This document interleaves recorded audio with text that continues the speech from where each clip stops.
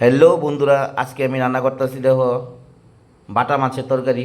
তো এই বাটা মাছ নিয়ে নিলাম, তার সাথে তোমার এখনও ভাজা হয়েছে না, ভাজা হইব।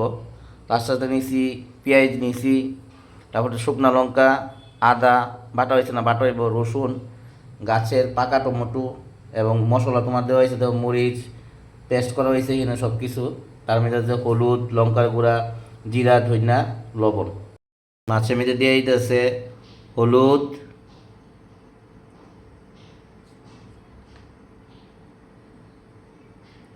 তারপরে দিব তোমার লবণ, পরিমাণ মতো লবণ। এখন মাছটিরে পুরো মাইক খেলাইব।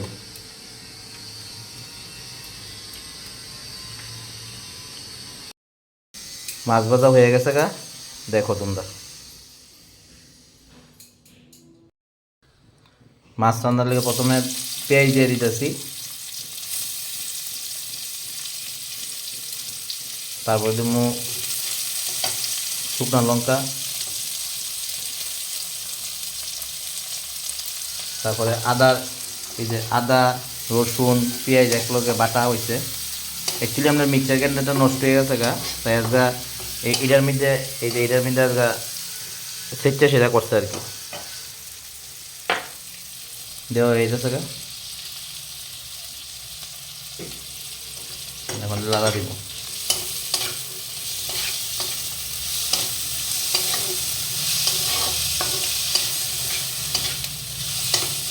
আস্তে আস্তে ভাজা হয়ে গেছে গা।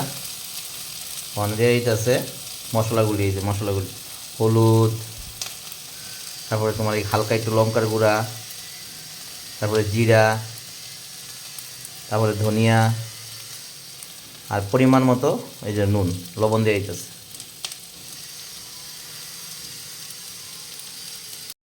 পেঁয়াজ দিয়ে একদম লাল লাল হয়ে আছে গা। ওখানে এটার মধ্যে একটু জল দিব, জল দেওয়া একটু কষা নিয়ে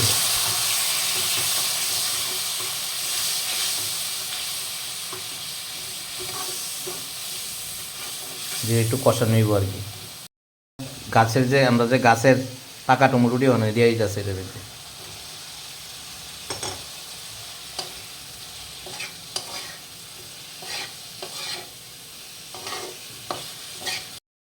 মশলাটা আস্তে আস্তে দেখেন কষা কষা হয়ে আছে, মশলার কালারটা দেখ কত সুন্দর হয়েছে, একদম কি সুন্দর কালার হয়েছে। অনেক টাইমে জল দিয়ে দিব।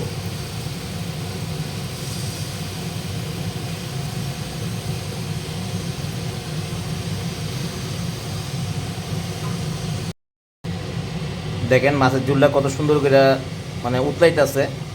মানে আস্তে আস্তে মাছটি দিয়ে দিব আর কি। দৌ মাছটি দিয়ে দৌ,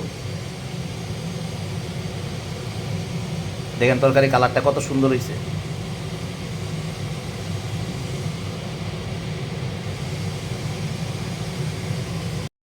এখন 10 মিনিটের লেগে ঢাকনা দিয়ে দিতেছি। 10 মিনিট হয়ে গেছে গা। এখন ঢাকনাটা আস্তে আস্তে খুলে দামো। দেখেন আমরা বাটা মাছের তরকারি রেডি। মানে এই পাত্রের মধ্যে নিয়ে নিব।